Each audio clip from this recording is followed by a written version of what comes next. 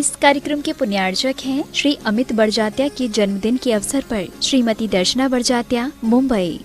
जिसके पास जो होगा वो वही तो, जिसके पास जो होगा वो, जिसके पास क्रोध है वो क्रोध देगा, जिसके पास गाली वो गाली देगा, जिसका मुस्कुराहट वो मुस्कुराहट देगा। निवेदन आपसे कर रहा हूं, यदि कोई तुम्हारा बुरा करता है पर बुरा सोचता है, उसके प्रति भी तुम कल्याण के भाव रखो। कोई बात नहीं, समय खराब है, एक दिन इसका मन बदलेगा, समय अच्छा होगा तो ये भी अच्छा सोचेगा, उसको उसे माफ कर दो। कारण कि वह किसी जन्म का तुम्हारा ही भाई है। अपने ही दांत से जब कभी जीभ कट जाती है तो क्या तुम जीभ को काट देते हो? अपनी ही जीभ है, कोई ऐसा होता है। तो अपने ही भाई की भूल पर इतना आग बबूला क्यों होते हो? और फिर तुम्हें मालूम नहीं क्या, हर महापुरुष के पीछे एक खलनायक जरूर होता है। आलोचकों से डरो मत, आखिर पत्थर उसी पेड़ पर पड़ते हैं जिस पर फल होते हैं। हर वृक्ष पत्थर नहीं खाता है, पत्थर तो वही खाएगा जो फल से लदा होगा। यदि कोई तुम्हारी निंदा, आलोचना, बुराई कर रहा है, इसका मतलब तुम उससे बड़े हो। वो तुम्हारी बरोबरी नहीं कर पा रही, इसलिए वो तुम्हारे पीछे हाथ धो के नहा धो के पड़ा है। काहे के हाथ धो के पड़ा? हाथ तो वहां जाके धो रिया है, नहा धो के पीछे पड़ा है।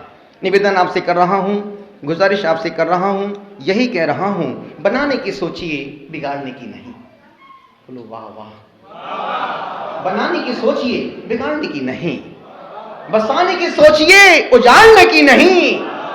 नया नक्शा बनाना है समाज का, अगर नया नक्शा बनाना है समाज का अगर, तो जोड़ने की सोचिए, तोड़ने की नहीं।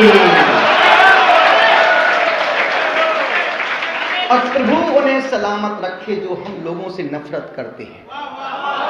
प्रभु उन्हें सलामत रखे जो हम लोगों से नफरत करते हैं। अरे प्रेम नहीं, नफरत ही सही, वो कुछ तो हमसे करते हैं।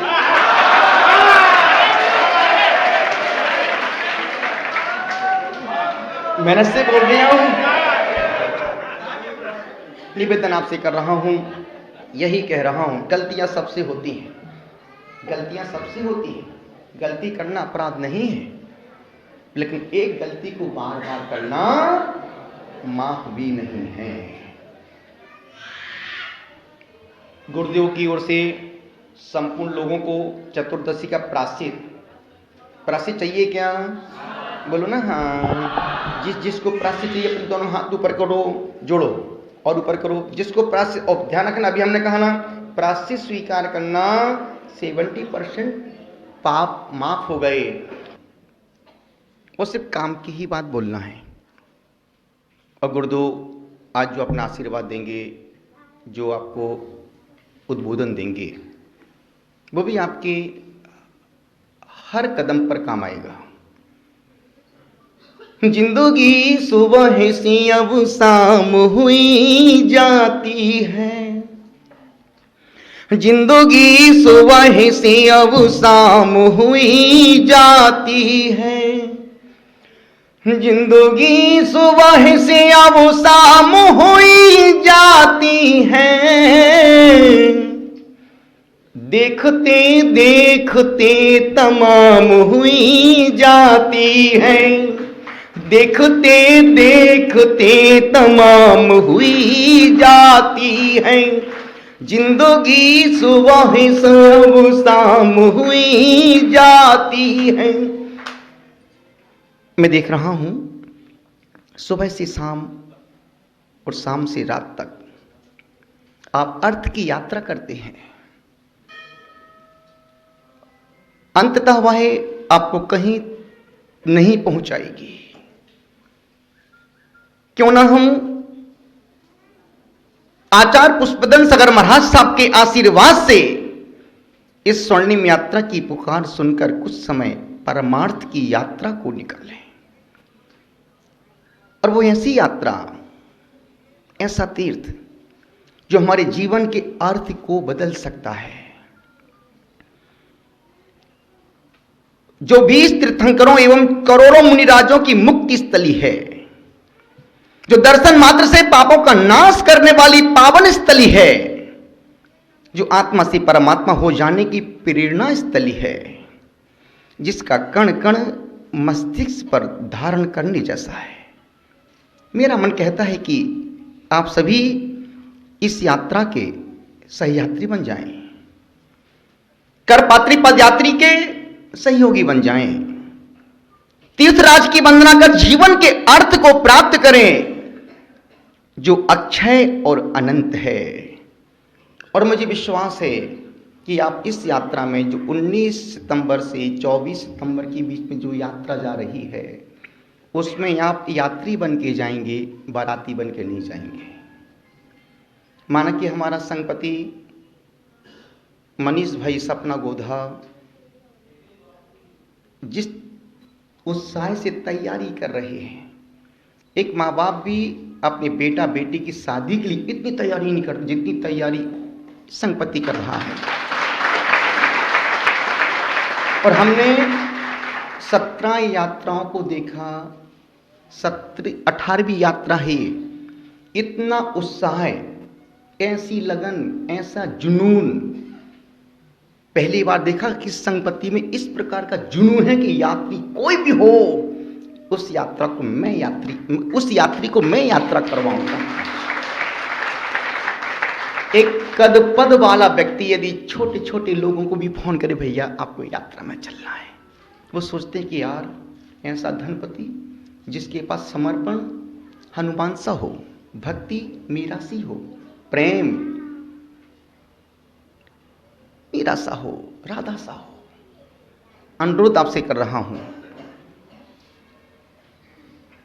वो संबित पर्वत, जिस पर्वत से 20 तीर्थंकरों के 86 अरब 488 कोड़ा कोड़ी 140 कोड़ी 1027 करोड़ 38,70,323 मुनिराजों ने कर्मों का नाश करके उस मोक्ष निर्वाण पद को प्राप्त किया है।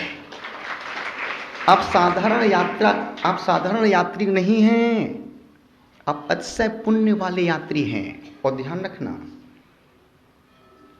ट्रेन में हमारे पास 1200 सीटें हैं, नाम हमारे पास 1880 नाम आ चुके हैं।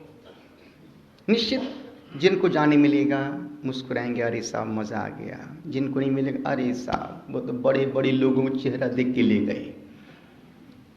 8 लोग प्रशंसा करेंगे, 2 लोग हमारे अपने ही गाली बकेंगे। बकने वाले भी हमारे अपने हैं और अच्छा बोलने वाले भी हमारे अपने हैं। जिनको मिल जाएगा, अरे साहब बहुत अच्छे हैं, और जिनको नहीं मिलेगा, हमें तो मालूम था हमको ले जाना ही नहीं है। निवेदन कर रहा हूं, यदि आपको जाने का मौका मिल जाए, सौभाग्य मानना, और कदाचित ना मिल पाए तो यात्रियों की यात्रा की अनुमोदना करके पुण्य कमा लेना। मन खराब मत करना। एक तो पाप की वजह से जाने नहीं मिल पाया, और तुम आप खराब बोल के और पाप का बंद कर, अब और आगे भी नहीं जा पाओगे। अनुमोदना करना कि हे परमात्मा, मेरा ऐसा पुण्य जग जाए कि मैं भी कभी यात्री बन के जाऊं। निवेदन कर रहा हूं, उस समय शिखर की वंदना करने से, एक वंदना करने से कितना मालूम कितना पुण्य का फल मिलता है। हम लोग तो 10 उपवास, 32 उपवास, 16 उपवास, 8 उपवास करते हैं, लेकिन आप एक बार समय शिखर की यात्रा करके आते हैं। निवेदन कर रहा हूं, जो कि आज मुझे बहुत संक्षिप्त में बोलना है, और सिर्फ मूल बात जो मुझे कहना है। यात्रा सातिशय पुण्य के उदय से ही मिलती है। यात्रा करने का सौभाग्य पैसे से नहीं मिलता है, नसीब से मिलता है। और जिंदगी में तुम भी मरने से पहले 2, 4, 5 काम करके मरना। पहला काम, जैन कुल में पैदा हो गए हो तो 4-5 काम जरूर करना। पहला काम, जीते जी मरने से पहले एक बार सम्मेश करके यात्रा जरूर करने जाना। अभी मत जाओ, बैठ जाओ, अभी बैठ जाओ, अभी नहीं, मरने से एक दिन पहले जाने का। बैठ जाओ। दूसरी यात्रा, जिंदगी में मरने से एक दिन पहले अयोध्या के दर्शन जरूर करने जाना। ऐसा सिद्धांत है, नियम है, नियोग है, आगम है, तीर्थंकरों की, आचार्यों की वाणी है। जब भी तीर्थंकर का जन्म होगा, नहीं सब कुछ मैं ही बोलूं क्या, अयोध्या में ही होगा। और जब भी निर्माण होगा तो घर की छत से नहीं होगा, सम्मेश कर से ही होगा। तो जिससे अपने जीवन को जीवंत करना हो, अयोध्या की मिट्टी को माथे से जरूर एक बार लगा के आना। मैं जानता एक बुढ़िया 95 साल की, उसकी मन में इच्छा आई, ऐसी संपत्ति मिल गया होगा, वो बुढ़िया भी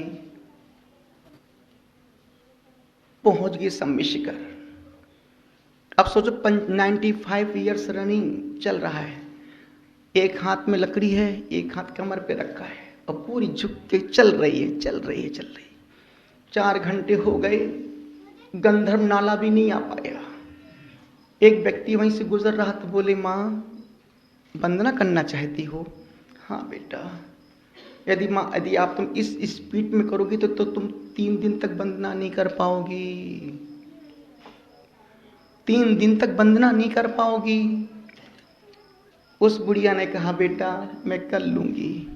उस व्यक्ति ने कहा माँ कुछ मत करो, आप मेरी पीठ पर बैठ जाओ, मेरी पीठ पे बैठो, मुझे भी वंदना करना है और मैं आपको मैं वंदना पूरी करवा दूंगा। उस व्यक्ति ने उस बूढ़ी माँ को अपनी पीठ पे रखा, वंदना करने चला गया, पूरी वंदना करवा दी। माँ ने कहा बेटा तुम जीते रहो बेटा, तुम खूब नाम करेगा, खूब खूब आशीर्वाद।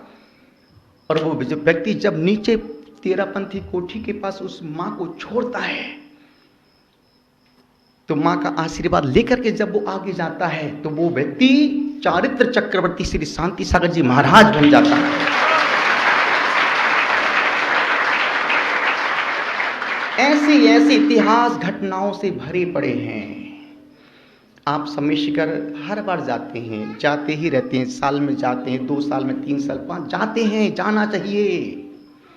और यात्रा करने से पाप धुलते हैं, पुण्य ताजा हो जाता है। नीचे भी कुछ बातें हैं। नीचे जब आप दर्शन करने जाएं, आप 19 को यहाँ से निकलेंगे, शाम को 7:30-8 बजे आपकी ट्रेन रवाना होगी।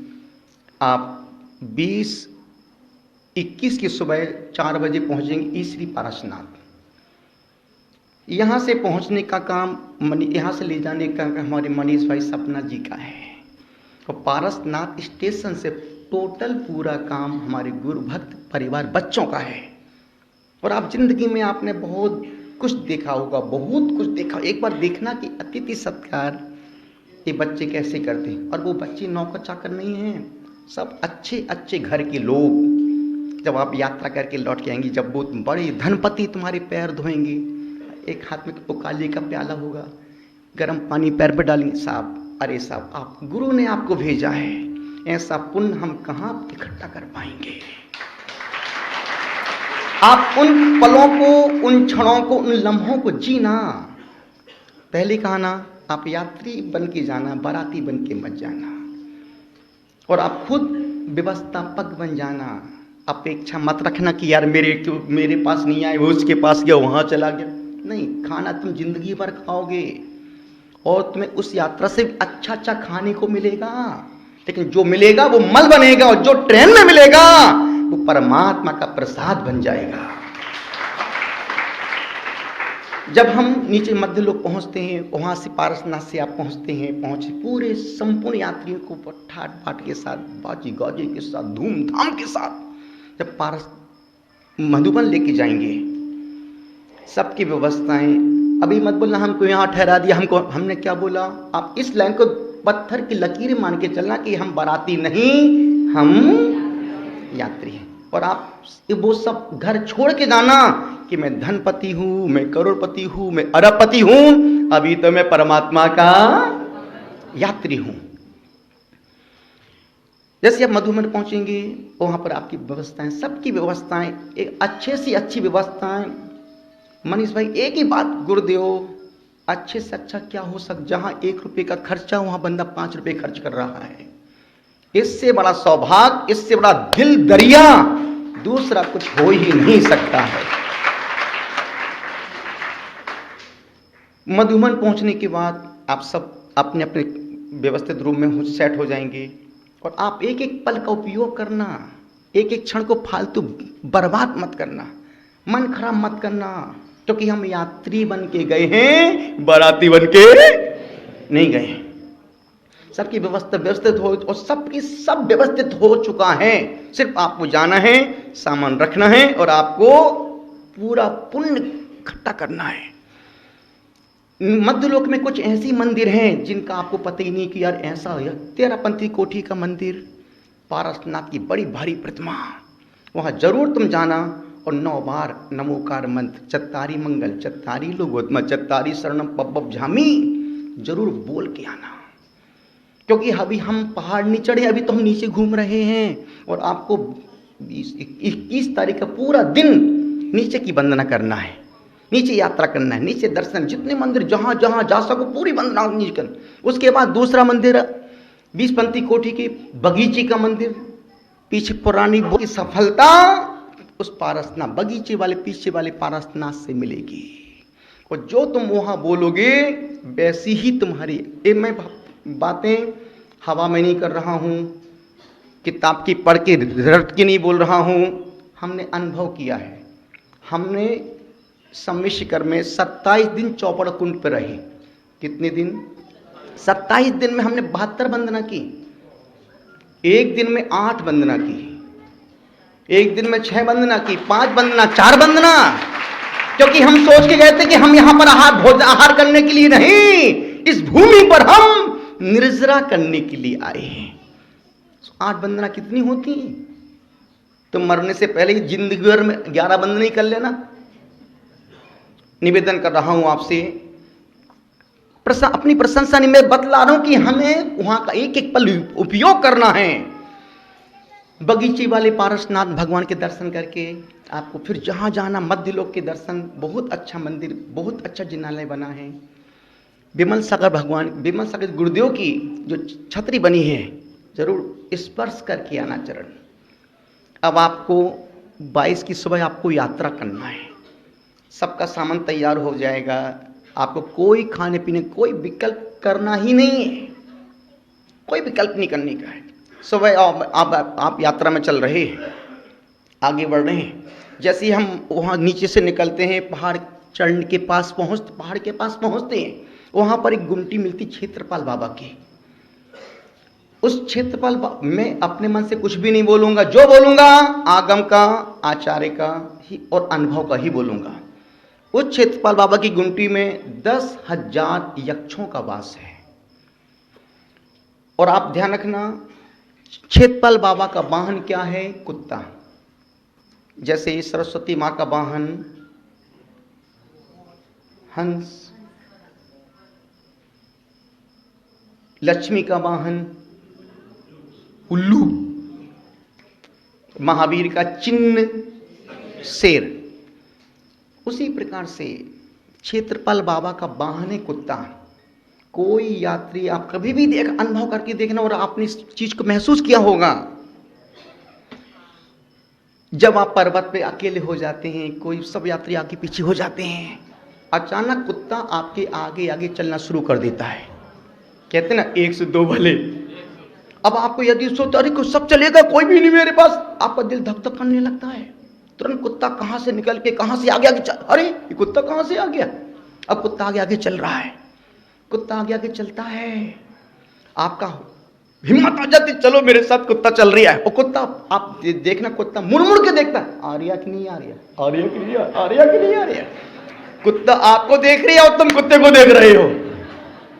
और अब जब पूरी यात्रा आपकी हो जाती, जब जैसी वो नीचे वो गुमटी आती है, आप सोचते कुत्ते को मैं नीचे जाके खूब खिलाऊंगी, ब्रेड दूध सबको खूब खिलाऊंगी पिलाऊंगा।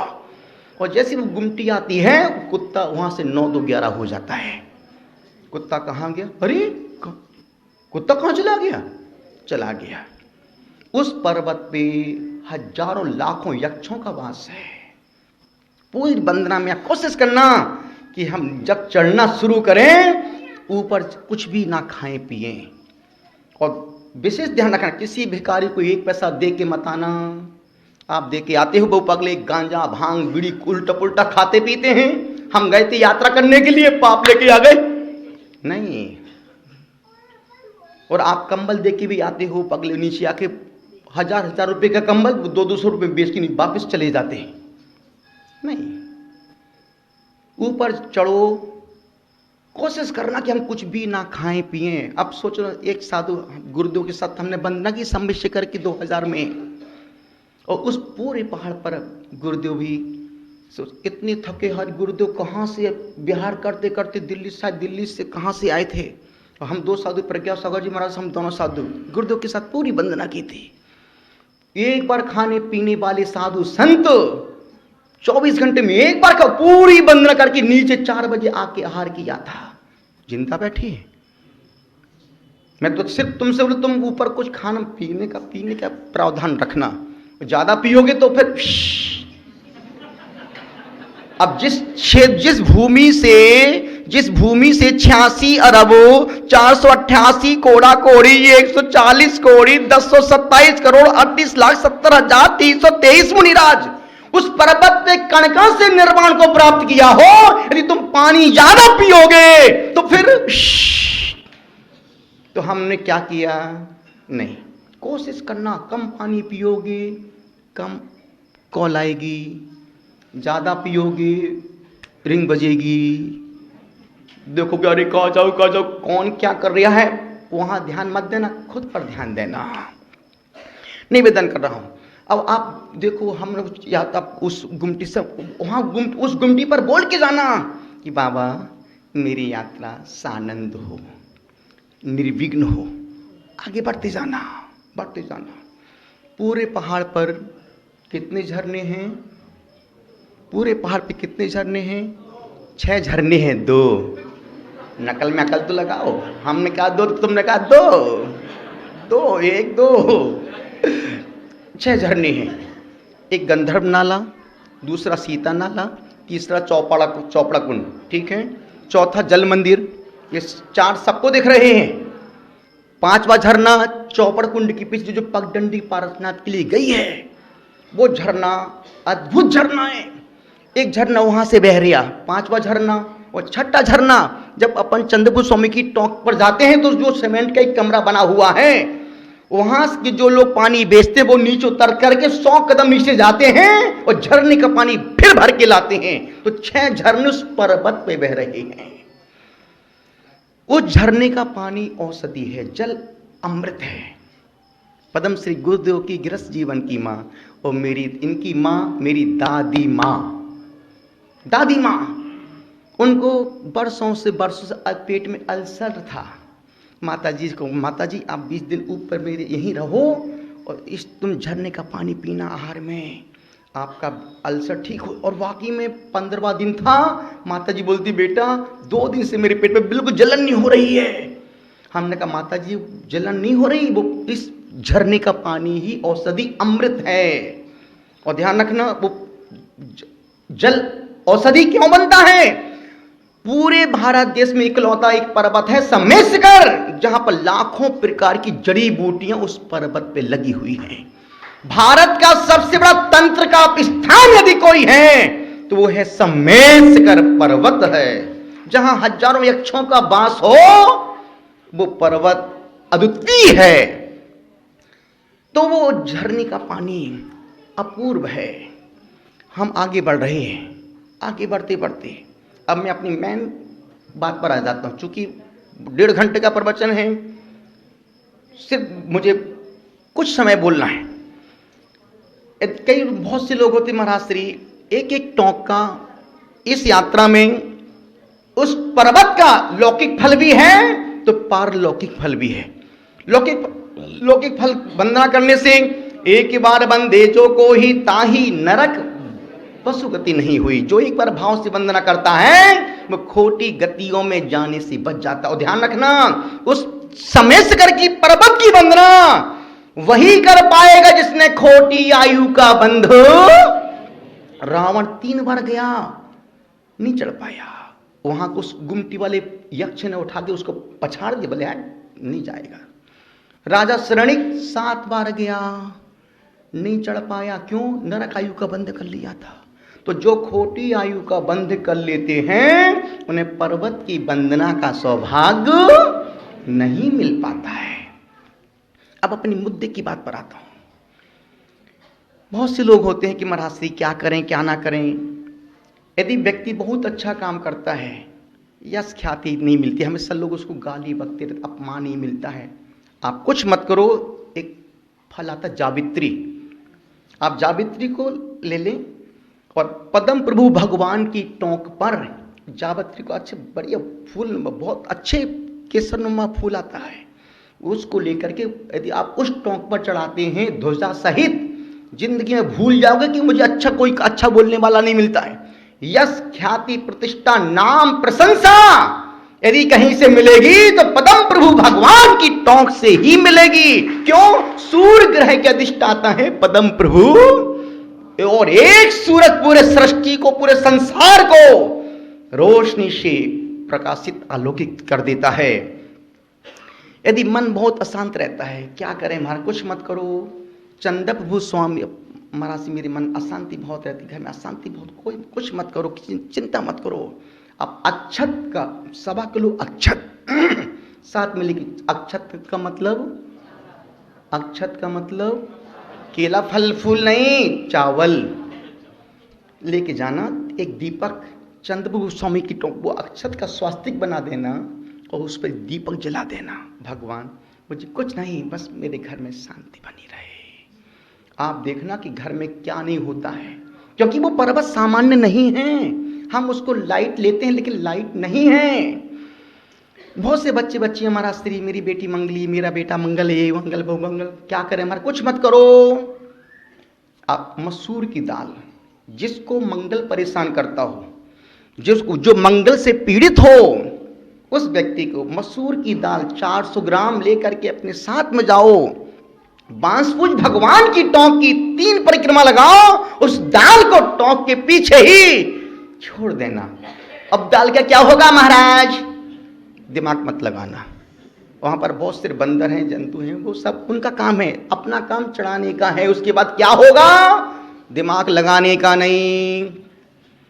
यदि वो व्यक्ति उस ग्रह के लिए वो कार्य करके आता है, ग्रह शांत नहीं होगा, लेकिन हाँ अशांति भी पैदा नहीं करेगा। यदि किसी को बहुत गुस्सा आता है, उस व्यक्ति को लाल किशमिश लेके जाओ, लंबी किस्म द्राक्ष लेके जाओ, और उस किशमिश को बांसपुज भगवान की टोंक के पास, ओम ह्रीम श्री बांसपुज, जो मंत्र आप पढ़ते हैं किताब का, वो मंत्र पूरा पढ़ें और उस किशमिश को टोंक के पास चढ़ा दें। गुस्सा शांत करने के लिए और ग्रह की शांति के लिए बांसपुज भगवान के अलावा दूसरा तुम्हें कोई ठीक नहीं कर पाएगा।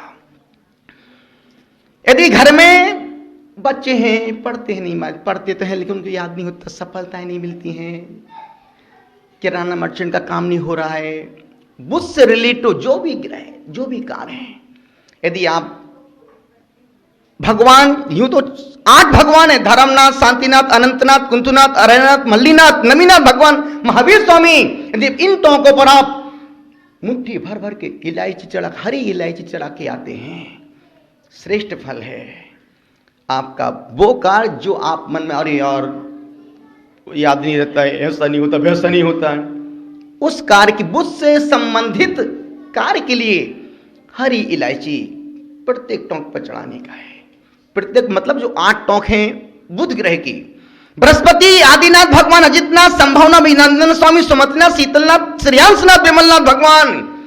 एक फल आता है जायफल। कई बार लोग, मैं गुरु की इतनी सेवा कर दो, गुरु देखते भी नहीं, बात नहीं करते, मुझे कभी सब बांध देते नहीं, बुलाते नहीं, पास ही नहीं बैठाते। जिनका गुरु ग्रह कमजोर होता है वो हमेशा धार्मिकता में, आध्यात्मिकता में पीछे ही रहते हैं। ऐसे लोगों को जायफल, एक एक टोंक पर, जो टोंक बोली है हमने 8 टोंकें, उन टोंकों पर वो जायफल 1 फल 3 फल आप चढ़ा के वंदना करते हैं। कभी गुरु तुमसे रुष्ट नहीं होगा, कभी गुरु कभी कमजोर नहीं पड़ेगा। जिसका गुरु बलवान होता है उसका नाम, ख्याति, कीर्ति, प्रशंसा आकाश, यदि पुष्पदंत सागर के शिष्यों का नाम आकाश की ऊपर तक जा रहा है तो सब शिष्यों का गुरु बलवान है। निवेदन कर रहा हूं, शुक्र ग्रह। कई बार बहुत महाराज से बेटी शादी नहीं हो रही, नहीं वो नहीं हो रही, क्या कह रहे हैं महाराज, कुछ मत करो, मिश्री लेके जाओ पुष्पदंत भगवान की टोक पर। यदि हम मिश्री समर्पित करते हैं, चढ़ाते हैं, तो आपका वो कार्य सिद्ध होता है। मुनि सुब्रतनाथ भगवान देव महाराज, मैं तो कर्ज में मरा जा रही हूं, कर्ज में डूबा जा रही हूं महाराज, क्या करूं? कुछ मत करो, कुछ मत करो। तीन टोंकों पर लवंग, सुपारी और कमलगट्टे, सुपारी, कमलगट्टे और लवंग को एक साथ रखो, मुट्ठी में भर के रखो। और तीन टोंकों पर विशेष, मुनि सुब्रतनाथ भगवान की टोंक पर, पारसनाथ भगवान की टोंक पर और मल्लीनाथ भगवान की टोंक पर, यदि आप इन तीन टोंकों पर यदि आप इस सामग्री को समर्पित करते हो इस भाव से, हे भगवान, हे परमात्मा, अब जब मैं आपकी वंदना करने के लिए आऊं तो मैं कर्ज मुक्त होकर के आऊं। उस फल का अद्वितीय फल है। यदि आपका शनि परेशान कर रहा है, आप 111 कमलगट्टे लेके जाएं और जब मुनि सुब्रतनाथ भगवान टोंक पर पहुंचे, उस एक एक कमलगट्टे से ओम ह्रीम श्री मुनि सुब्रतनाथ जिनेन्द्राय नमो नमः, ओम निश्चित एक एक उस फल से जाप करें और उसको छोड़कर फिर आगे वंदना के लिए निकल जाए। उसका बाद में क्या होगा महाराज, वहां दिमाग नहीं लगाने के बाद आपने क्रिया की, आगे निकलते जाओ। यदि आपकी कुंडली में राहु काल सर्व योग परेशान कर रहा है तो काली मिर्च, हम एक भी बात वो नहीं बोले जो तुम्हारे धर्म के खिलाफ हो, नहीं, काली मिर्च, लवंग और सौंठ को, तीनों को एक साथ करके यदि हम इन तीन टोंकों पर मल्लीनाथ, पारसनाथ और नेमिनाथ की टोंक पर चढ़ाते हैं तो काल सर्प योग कभी हमारा बिगाड़ नहीं सकता। और उसे एक मंत्र है, ओम ह्रूम जू सा रमो लोए सब साहुड़म। इस मंत्र को अन्यथा तुम दुनिया में किसी पंडित के पास चले जाओ, कोई भी पंडित ज्योतिषाचार इस योग को कभी खत्म नहीं कर सकता और मैं भी खत्म नहीं करूंगा, लेकिन हां, वो तुम्हारा कुछ बिगाड़ भी नहीं पाएगा। केतु पारसनाथ की वंदना। और यदि आपको सुख, घर में सुख शांति सौभाग्य की वृद्धि करना है तो आप अपने हाथ में प्रत्येक टोंक पर सुपारी लेके जाओ, बड़ी सुपारी खाते चढ़ाने वाली, बड़ी जो खाते हो बड़ी सुपारी, प्रत्येक टोंक पर सुपारी, इलायची और लवंग को मुट्ठी भर भर के चढ़ा के आए। लवंग गुरुदेव के मुख से सुनाता हमने बहुत पहले लवंग, लौंग लक्ष्मी को प्रभावित करती है और दुर्भाग्य का नाश करती है। यदि हम लवंग को अधिक मात्रा में चढ़ाते हैं। दूसरा निवेदन कर रहा था, कोई भी यात्री यात्रा में पुराने फटे वस्त्र पहन के यात्रा मत करना। सम्राट बन के जाओगे तो जिंदगी भर सम्राट जैसे ही रहोगे। फटे पुराने छेद वाले वस्त्र पहन के जाओगे तो जिंदगी भर कमाओगे पर फटे वस्त्र ही पहनते रहोगे। कभी भी यात्रा में जाओ, गुरु के दर्शन के लिए जाओ, कभी भी फटे कपड़े, छेद वाले कपड़े पहन के नहीं जाने का है, क्योंकि ये भाग्य को सौभाग्य में तब्दील करने का द्वार है। निवेदन आपसे कर रहा हूं, और यदि आप चाहते हैं मेरे घर में गुरुदेव हम से बीमारियां बनी रहती हैं, कुछ मत करो। एक श्रीफल पर आप एक काला कपड़ा लेना, उसमें कुछ लवंग रखना, फिर उस नारियल को उस काले कपड़े में बांध देना और पूरे घर में घुमाना, सबके उसमें हाथ लगवा देना और पूरी वंदना करने के बाद पारसनाथ भगवान की जब टोंक पर पहुंच जाओ तो नीचे से जो गुफा में जाना, दरवाजा खोलना, पीछे निकल जाना, पीछे एक पेड़ लगा हुआ है और एक वहां बड़ा भारी पत्थर रखा है, उस पत्थर पर उस नारियल को वैसा ही छोड़ देना, भगवान से प्रार्थना करना कि हे परमात्मा, मेरे घर की सारी बुराइयां दुर्गा जो भी है आपके चरणों में अपना कल्याण करें और मेरा परिवार सुख शांति सौभाग्य और स्वास्थ्य का लाभ मिले।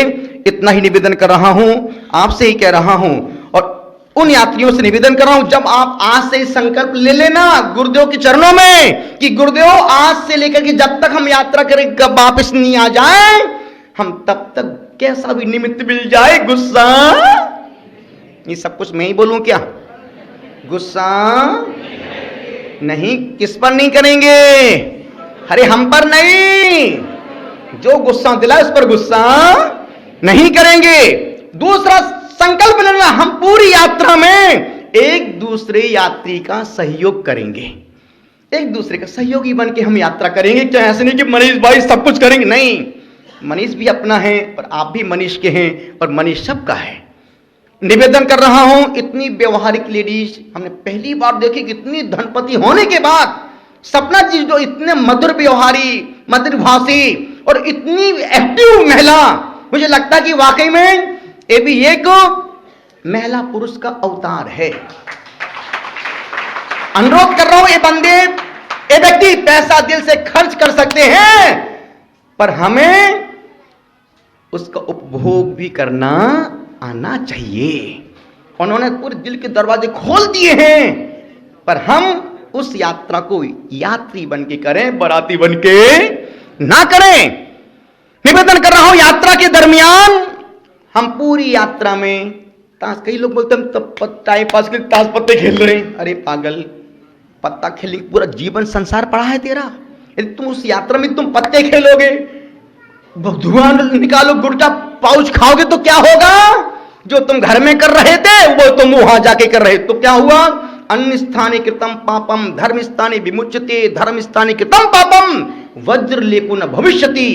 अन्य स्थान पर किया गया पाप मंदिर में धर्म स्थान पे धुल जाता है, और धार्मिक स्थान पर किया गया काम, धार्मिक स्थान पर किया गया पाप वज्र लेपो न भविष्यति, पत्थर पर खींची गई रेखा के समान होता है। इसलिए संकल्प लेके जाना आज से ही, गुरुदेव जिस दिन मैं यात्रा में जाऊं निकलूंगा, उस दिन से जब तक लौट के नहीं आऊं तब तक मैं रात में कुछ भी नहीं खाऊंगा। अब टीडू भाई, अब व्यवस्था भी देखो, जेएमबी भोजन की व्यवस्था, जैन मिष्ठान वाले जो पूरे भारत में फेमस हैं, जिनका भोजन आदमी सुन ले, भोजन किसका है? जेएमबी वालों का है। अरे सब चल पे भली, उनको लड़का लड़ से कोई मतलब, उनको तो मतलब है भोजन से मतलब है। और वाकई में टीनू भाई का समर्पण, मनीष भाई का संबंध, संपर्क, सपना जी बोलते गुरुदेव मेरे घर में कोई बच्चा भी होता है ना तो हमारे जेएमबी वालों का ही घर में भोजन बनता, भले 20 लोग कहो 100 लोग कहो, घर में आज तक एक ही स्वाद चल रहा है जेएमबी वालों का। निवेदन आपसे इतना कर रहा हूं, झांझरी परिवार भी पूरा समर्पित है और पूरा परिवार संपूर्ण यात्रा की सफलताओं के लिए कमर कस के तैयार खड़ा है। एक बार संपूर्ण परिवार के लिए जोरदार तालियां बजाओ।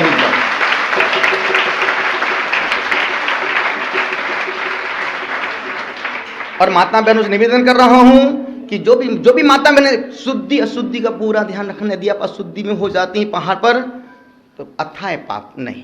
यदि आपको डाउट है कि यार कहीं मेरी अशुद्धि ना हो जाए तो प्लीज आप नीचे ही रहना, नीचे से अनुमोदना करना, क्योंकि ये पाप प्रायश्चित गुरुदेव दे देंगे, लेकिन फिर भी जब पता है कि ऐसा हो सकता है तो हम उस चीज को लापरवाही में ना बरतें। इतना ही कह रहा हूं, दोनों हाथ जोड़ें।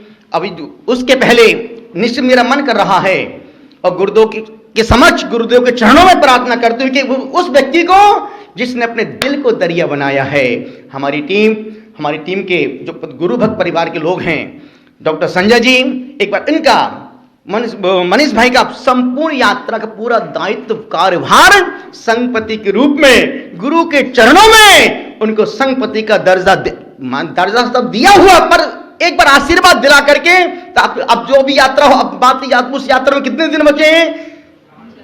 काहे के 3.5 दिन, आज का दिन तो आधा निकल गया। और सभी यात्री ध्यान रखें, जिसकी टिकट जिसका कन्फर्मेशन हो गया है, अन्यथा दूसरी की फोटो में आप घुसोगे तो क्या होगा? क्योंकि ट्रेन संघपति हमारा मनीष भाई, पर सारी कार्यवाही सरकार की है। ट्रेन अपने घर की नहीं है, जो टीटीआई उसमें बराबर घूमेगा। यदि आपका पासपोर्ट यदि आपका आधार गलत निकलेगा तो आपको 6 महीने के आना फ्री जाना फ्री पकड़ गए तो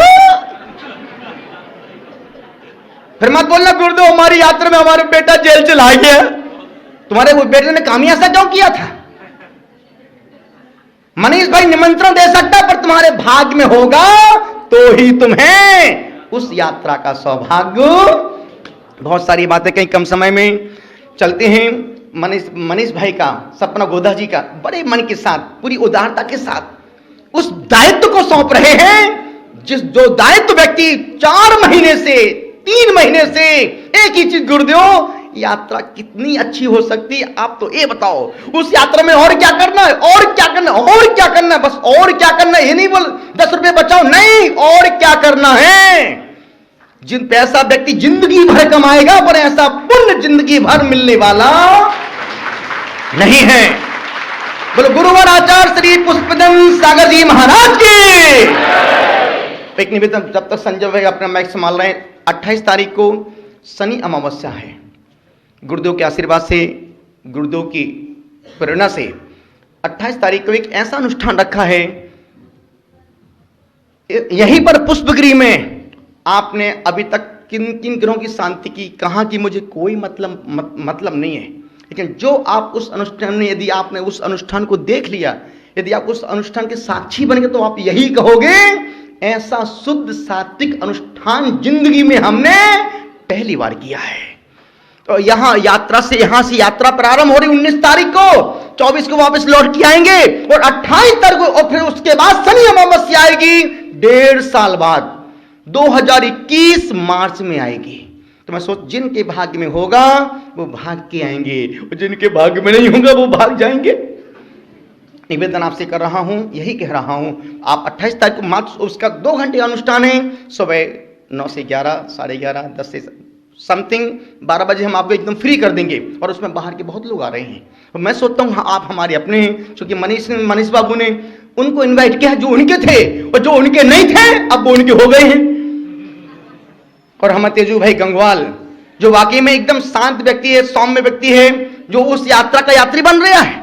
जो बंदा कहीं जाता ही नहीं है, उसके पास टाइम ही नहीं, लेकिन और गुरुदेव इस यात्रा में तो मैं भी, हर व्यक्ति इस यात्रा का यात्री बनना चाहता है। और ध्यान, एक यात्री विशेष ध्यान रखें, जिस समय भोजन का नाश्ता का समय हो, उस समय आप कोई टोली लेके यहां वहां घूमना फिरना मत।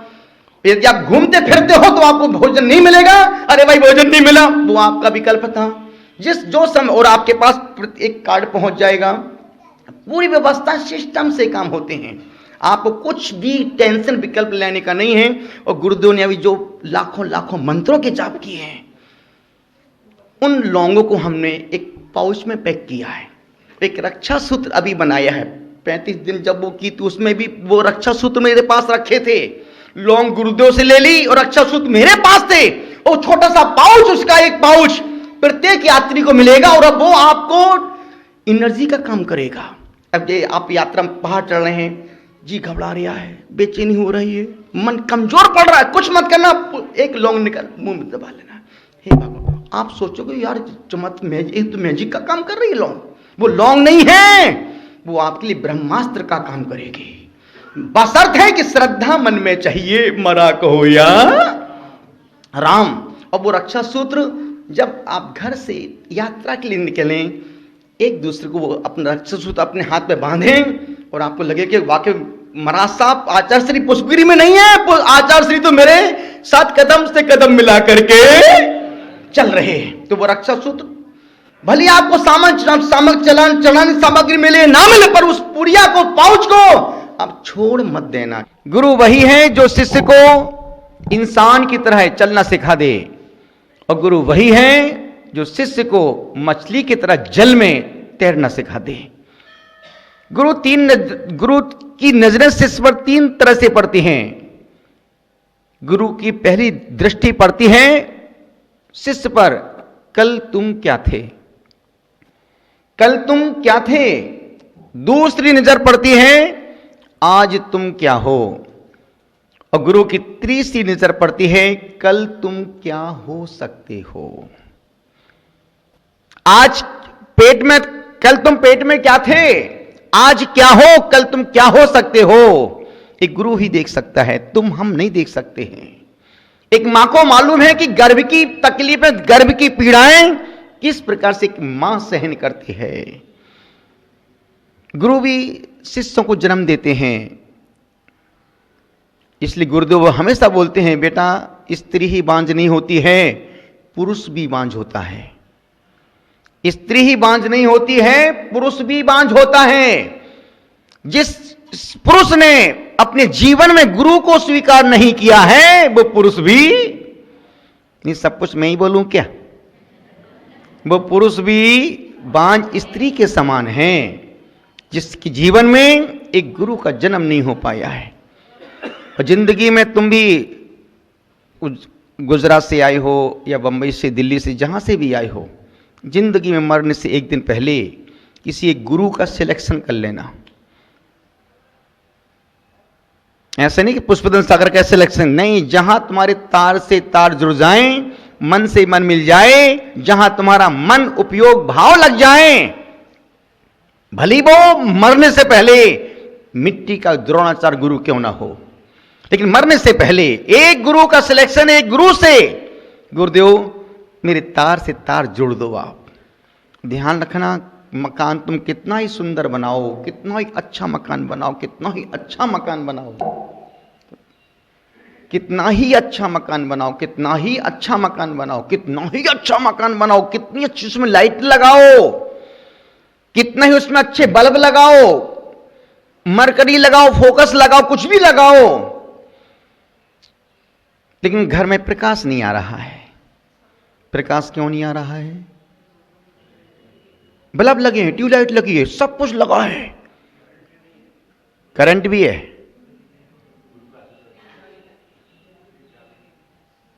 करंट भी है, ट्यूबलाइट भी है, सब कुछ लगा है, सिर्फ घर का वो तार बाहर बिजली के खंबे से नहीं जुड़ा है। और जब तक बिजली के खंबे से कनेक्शन नहीं होगा, तब तक घर में लाइव प्रकाश आने वाला।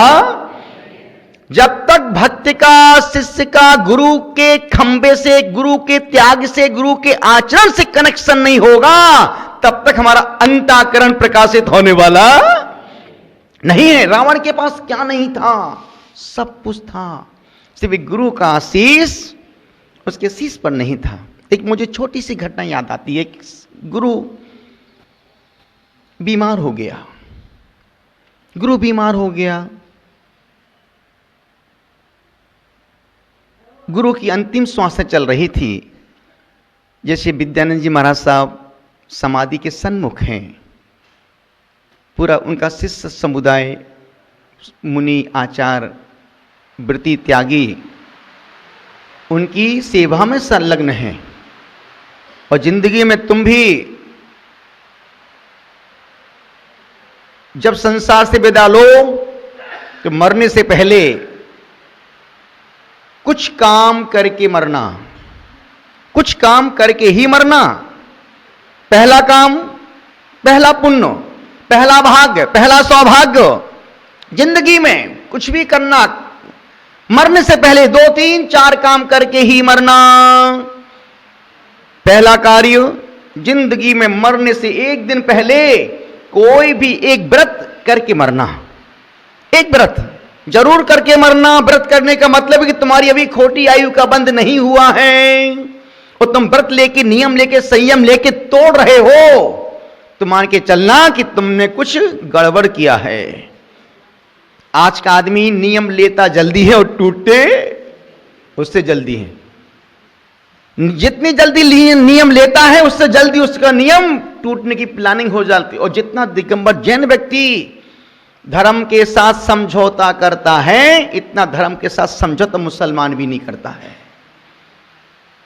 इतना समझौता मुसलमान भी नहीं करता है। यदि आपने कोई नियम ले लिया कि चलो आज मैं रात में नहीं खाऊंगा, तो आप नियम तुरंत दलील खोजते हो कि नहीं, रात में मैं अनाज का त्याग किया, फलाहारी तो चलेगी, दूध चलेगा, केला की चिप्स चलेंगी, निवेदन कर रहा हूं। नियम का मतलब नियम, नियम में आप नरेंद्र मोदी बन जाओ। जब नरेंद्र मोदी जी अमेरिका जाते हैं, अमेरिका का राष्ट्रपति 56 पकवान परोस के रखा है, भारत के प्रधानमंत्री आगे मेरे साथ खाना खा डिनर लेगा, खाना खाएगा। जब राष्ट्रपति बोलता भाई ये भोजन स्वीकार, नरेंद्र मोदी हाथ जोड़ के बोलते नहीं, अभी मेरे व्रत उपवास चल रहे हैं। इस कार्यक्रम के पुण्यार्जक थे श्री अमित बड़जात्या के जन्मदिन के अवसर पर श्रीमती दर्शना बड़जात्या,